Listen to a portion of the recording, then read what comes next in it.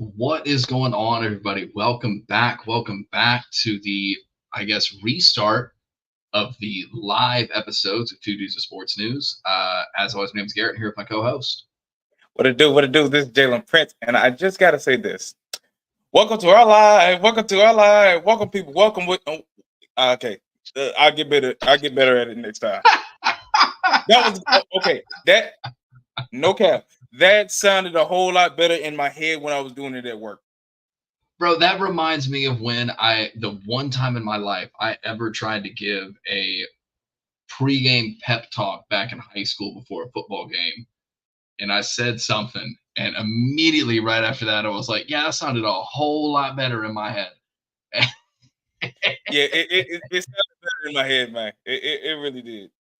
All good. Trust me, I get it. So, we got a lot to get into today. This will be obviously, for those who are joining us live, thank you so much. If you're missing it live, it'll obviously be, released on podcast form, whatever podcast you listen to. That's totally fine. It's kind of the premise for this whole thing. But let's get right into it. We're going to try to keep it right around 45 minutes this time, and let's let's talk with some NFL. Well, first off, we got to tell the whole story. First off, this is our first time going back live in quite a long time. Well over a year. We're happy. Well over a year.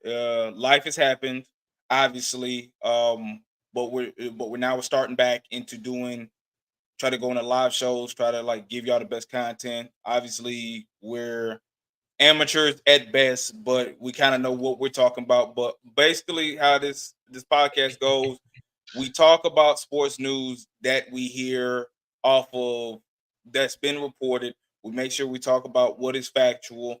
Then we share our opinions. We give our takes. It's basically like what everybody else does, except we both went to Georgia Southern.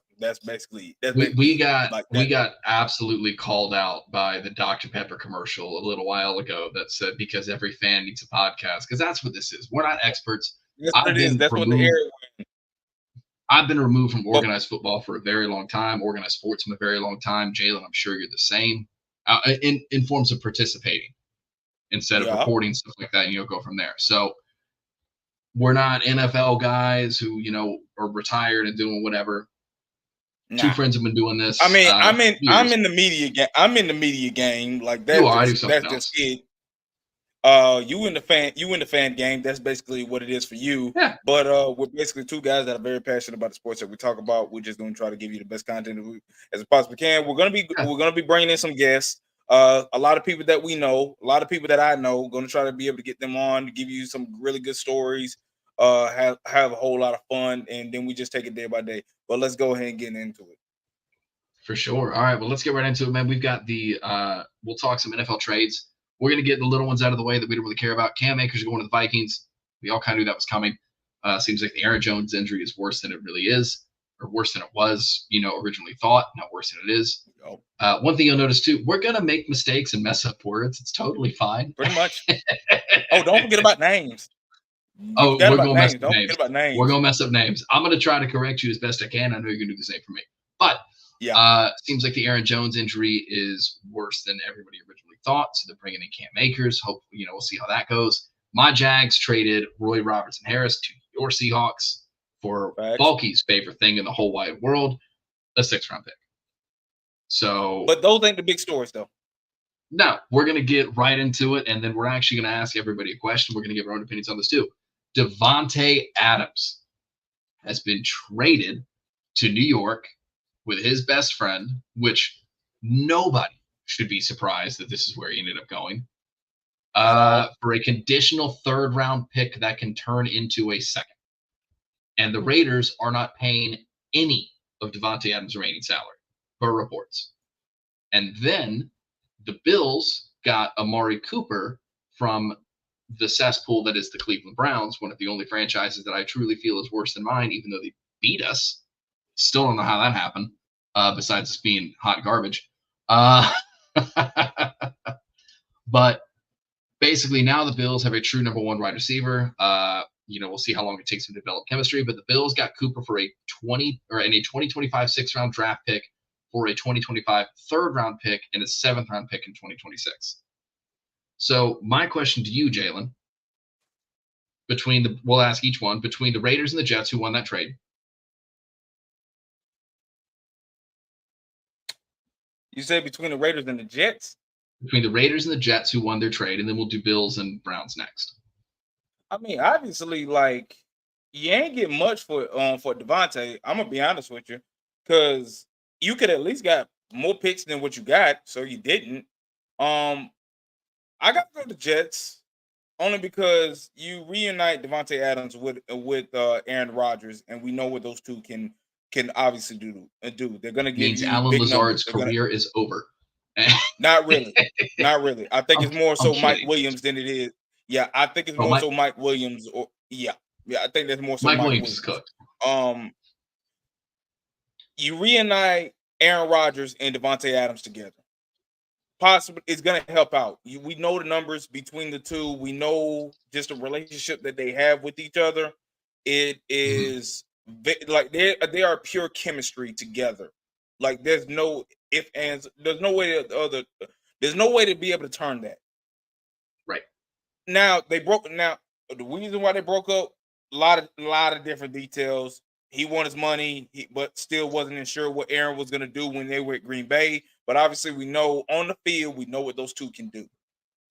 It hasn't equated to championships, but we know what they can do. So I think that's a win. As far as the Raiders go, they wanted to part ways. I think it was already reported that him and Antonio Pierce, they were they were not they didn't get along. Like it really showed they didn't get along, and plus, like I think Antonio Pierce liked the tweet or something off of social media that was related towards Davante Adams possibly getting moved. So it was only a matter of time before the trade had to happen. And when your star player is not getting along with your coach, it's going to boil over. So I think the Jets won this a lot more than what the Raiders were able to get from it. See, to me, I'm gonna go. I think until I see what the conditions are, I think I'm going to go Raiders. Until I see what the conditions are. If it's what most of this is a percentage of snaps played on the field, I think the Raiders won this because the Raiders don't have to pay a dime of his remaining contract, which I'm curious as to what that contract is. Let me pull that up. His contract per Sport Track. Where are we? If it wants to load for me. So it's not, honestly, shoot. That's not that bad. Yeah. It's not. And a lot. Well, didn't they say like the Raiders were not going to pay the rest of his contract, and then the Jets were going to take over? Yeah, that's what I'm saying. But also that's not a ton. Looking at it now, that's not a ton of money.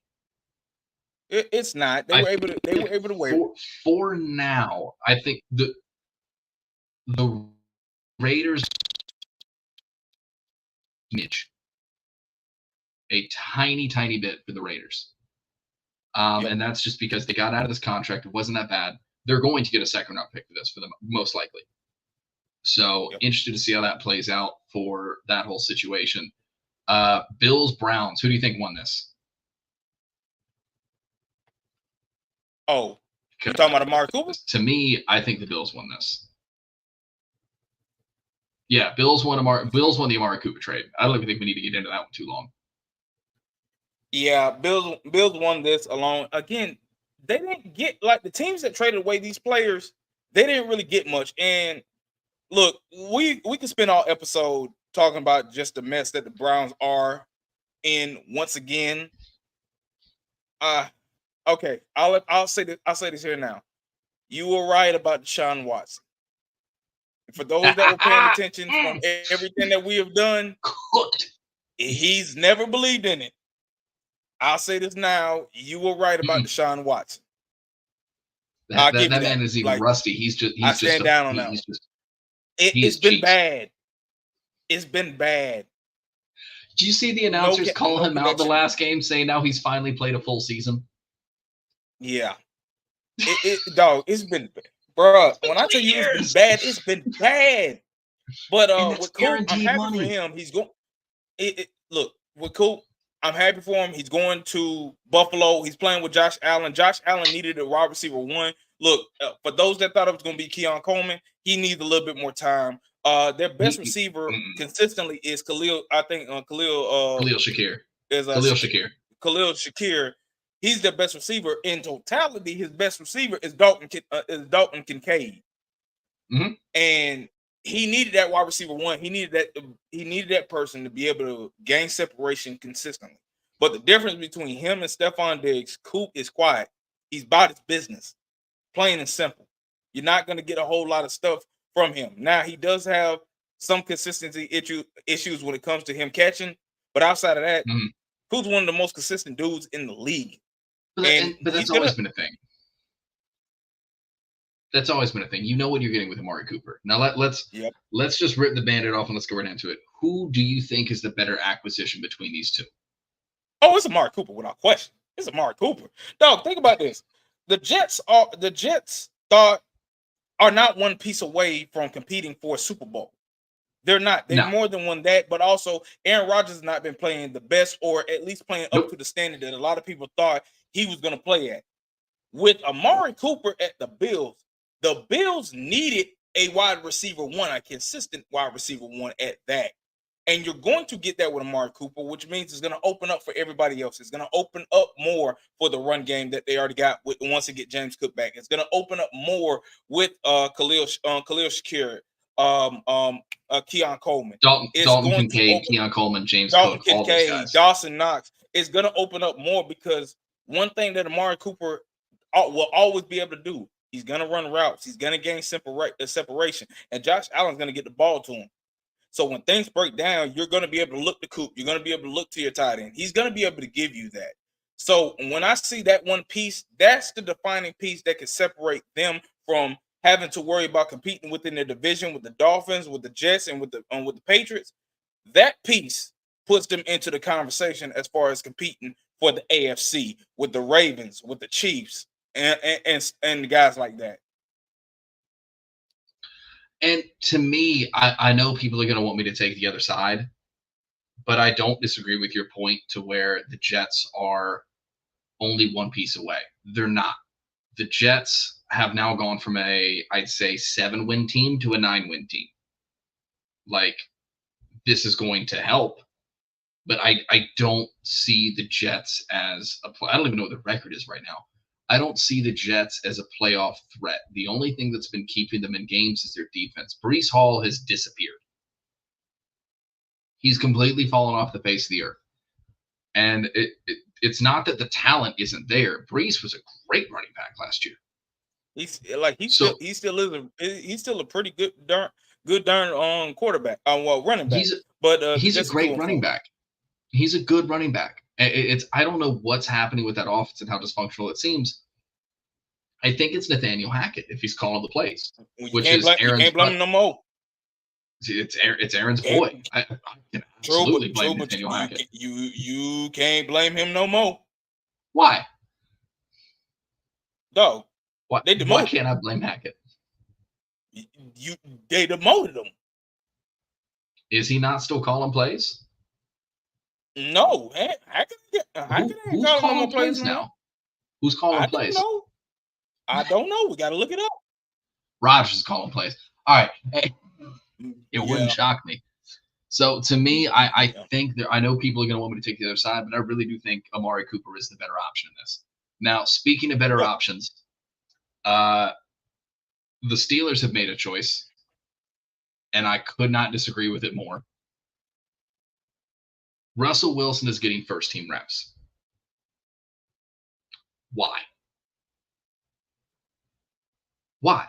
Why on God's green earth are you taking the guy who has led you to a 4-2 season so far off the field?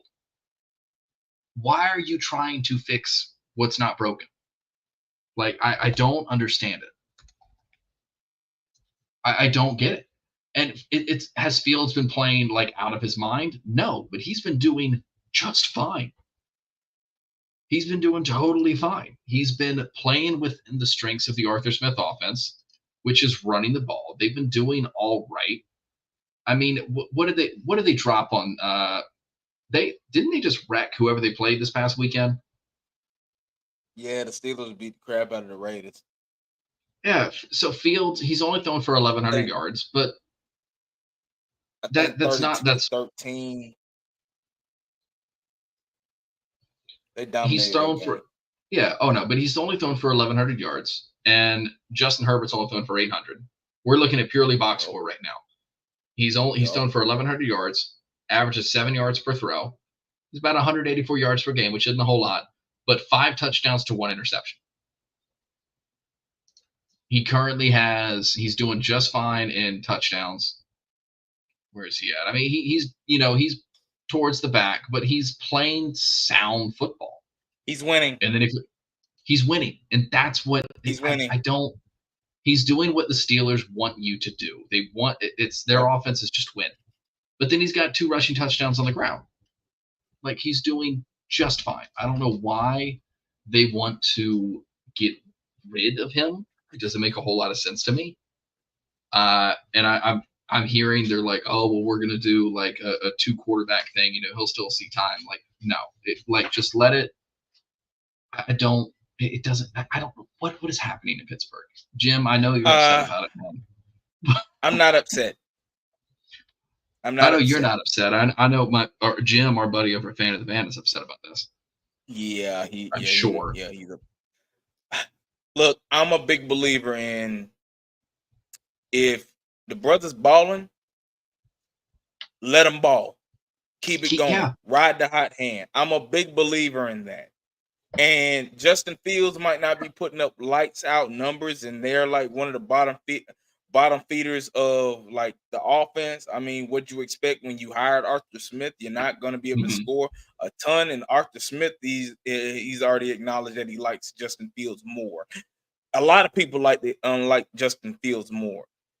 Um, I don't like the decision for several reasons. Obviously, he's winning games. He got the Steelers into the best position to win games. He's playing better than right, he's done and than he has in his career. He's not turning the ball over. He's not doing unnecessary things. He's playing smart. He's getting the ball into the playmakers, even though the playmakers just got to be able to show up consistently. But he's playing good enough football. He's moving the ball at a decent rate, which is better than what they've had in quite some time. But he's playing winning football at this moment in time because they're winning games. right. And I never thought that Mike Tomlin, one of the greatest coaches to ever coach in this game, would make a move like this. Mind you, I am a Seahawks fan and I love Russell Wilson. He will forever be hmm my quarterback.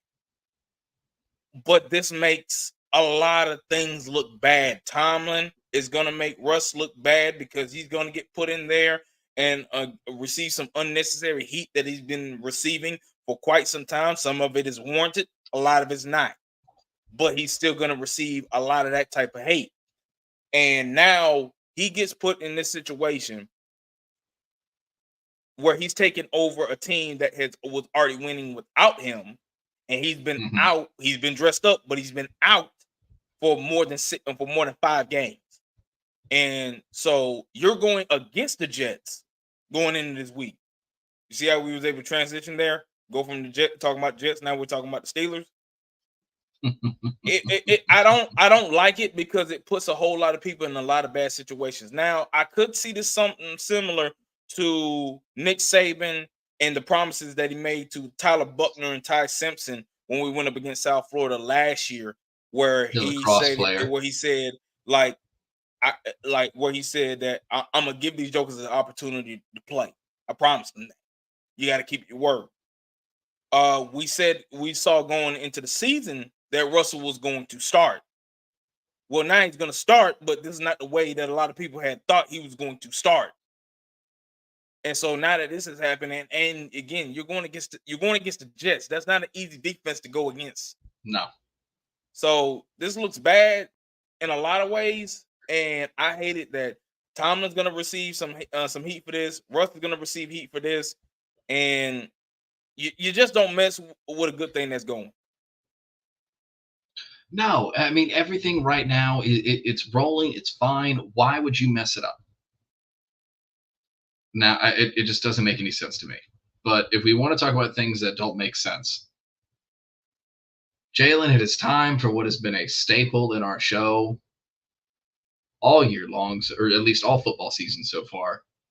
It is time once again for a Jaguars fan therapy session. Take it away. Bro, But don't I take too don't long. understand it. I won't take too long. I don't understand it. I don't understand what's going on. This team is too talented to be 1-5.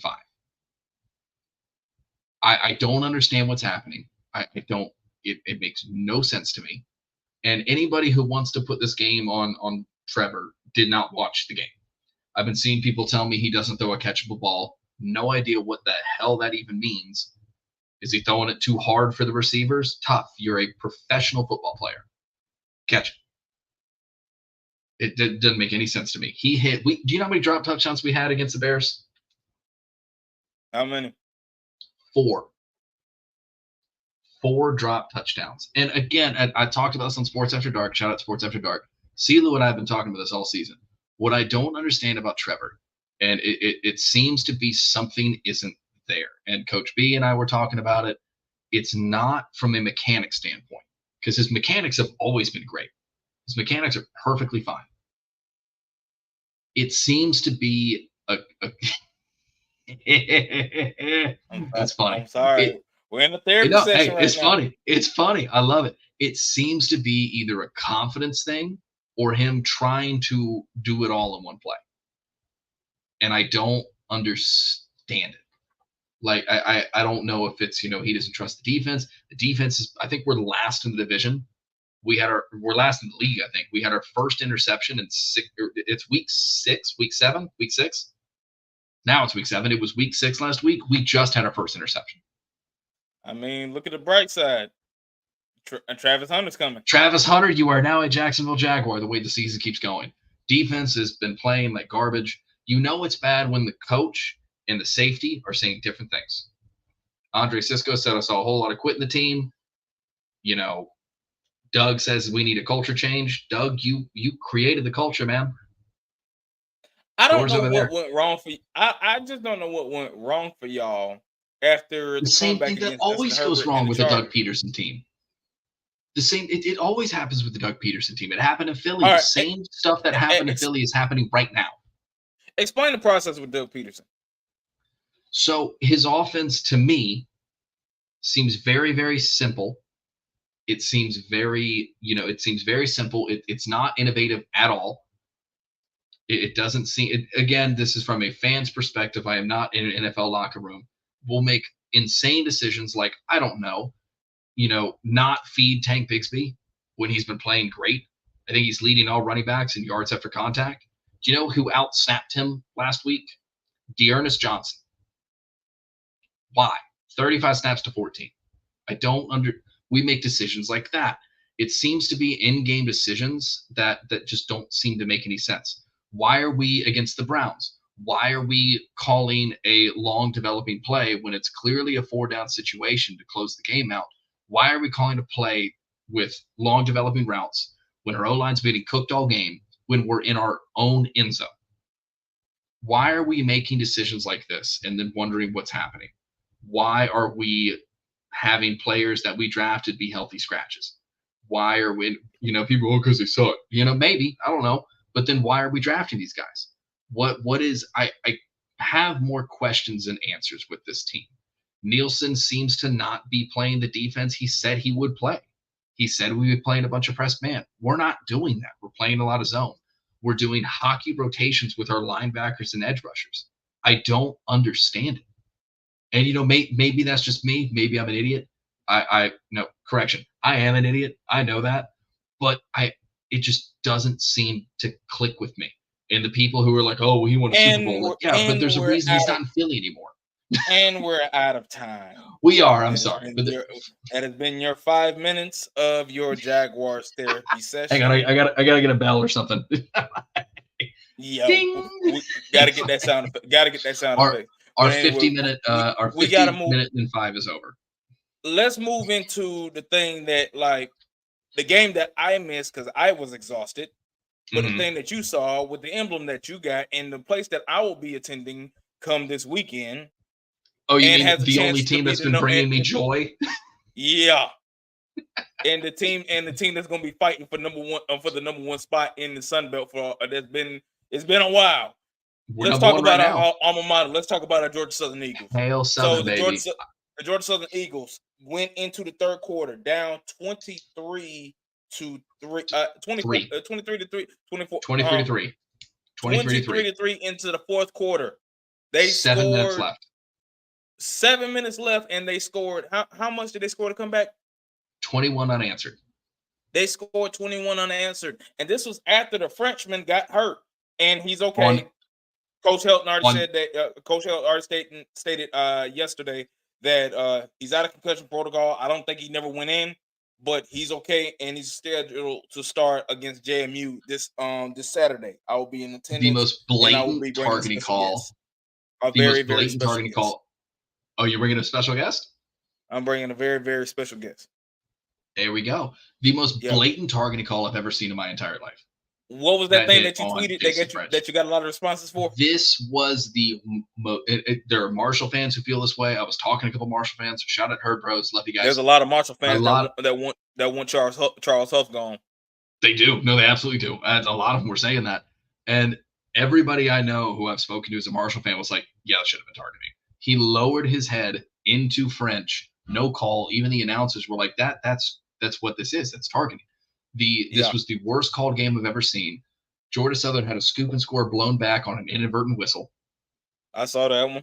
And it was blown 5 seconds after the play. They just blew the whistle while he's already running. Like, what are we doing? The replay machine, I think there was a replay every like 6 plays or something. It was insane. But what happened? French goes down for a 12-yard gain on 4th and 10, took a hit to the head. Dexter Williams came in, immediately threw a dot to Funky Shelton. Shout out LV, man. LV follows us on Twitter, man. We got to get you on the show at some point. Another person who follows us on Twitter was an absolute dog on the defense. Marquez Watson Trent forced another fumble that was forced a fumble covered by DeAndre Morris. Then he forced another fumble recovered by Latrell Bullard. And the whole thing. So Marquez Watson Trent forced both the fumbles. Shout out you, man. That was an incredible performance. Badinga had a 3-yard touchdown run with 2 minutes, 15 seconds remaining. Kind of what started this whole thing. That.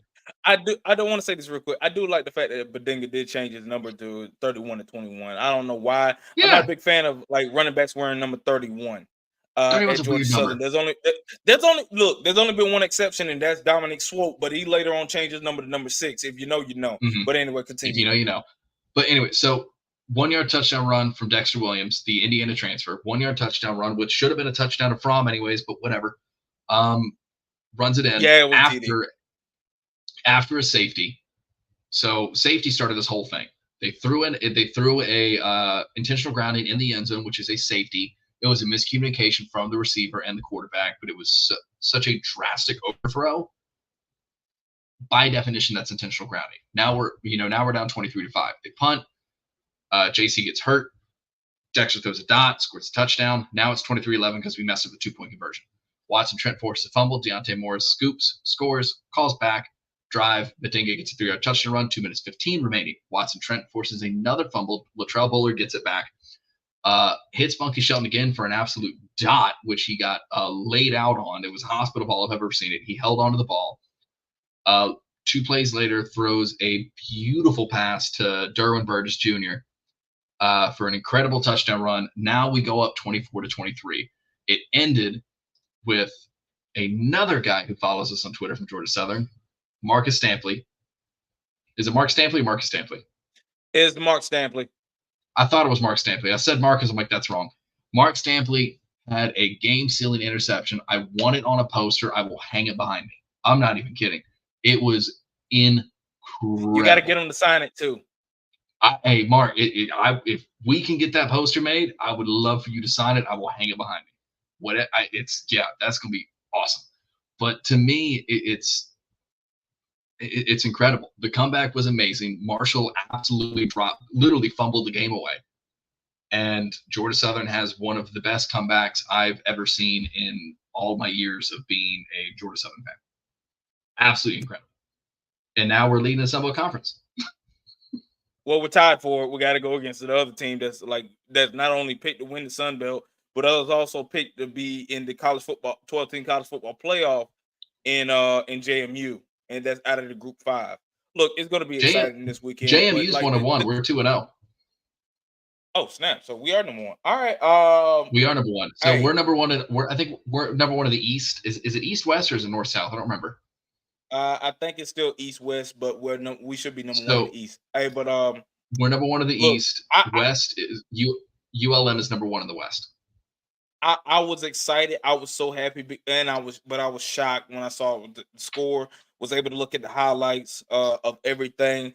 Look, I knew about Dexter Williams when he transferred down here, but more so than that, bro, when you got college football 25, who was the starting quarterback? It wasn't French. It was Williams. It was Dex. And I was playing with that, and I was playing with that dude, and I'm thinking to myself, like, bruh, he gonna be the starting quarterback. I can see why. But then, but shout out to French. He been holding it down. He been doing his thing. I just been very impressed with how the defense has improved game in and game out. Obviously, you started the season going against a guy that's going to be going to New York in Ashton Genty and Boise State.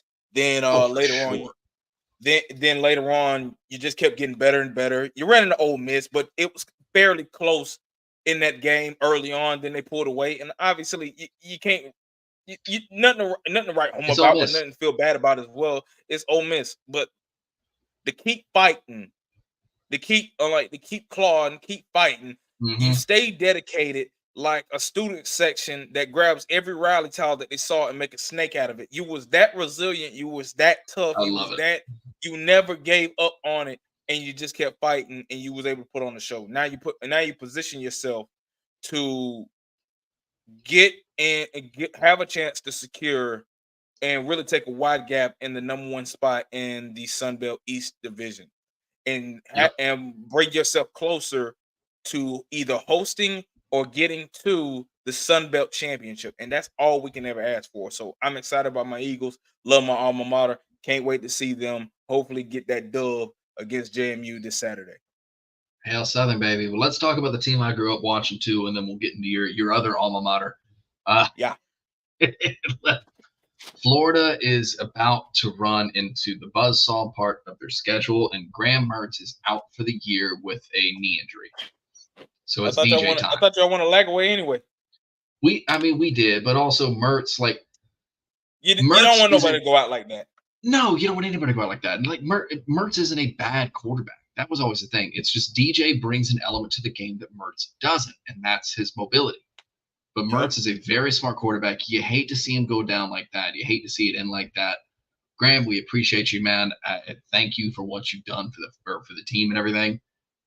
I think if the Gators find a way, and I've been saying it since the beginning of the year, if they find a way to go back to a bowl and win it, and they end the year plus 500, Billy keeps his job. Do I see that happening? No. No, I don't. Because we should have beat Tennessee. And I'm telling you, you need to let that go. You need to let him go. He got to go. I know, I'm fine. You got to find a way to get another guy in there. I have no issue with it. I think Tennessee might be the reason why we don't have him as coach anymore, because we should have won that game. We should have won that game by double digits, but we didn't. We had multiple chances to score, multiple chances to go up on them, and we didn't.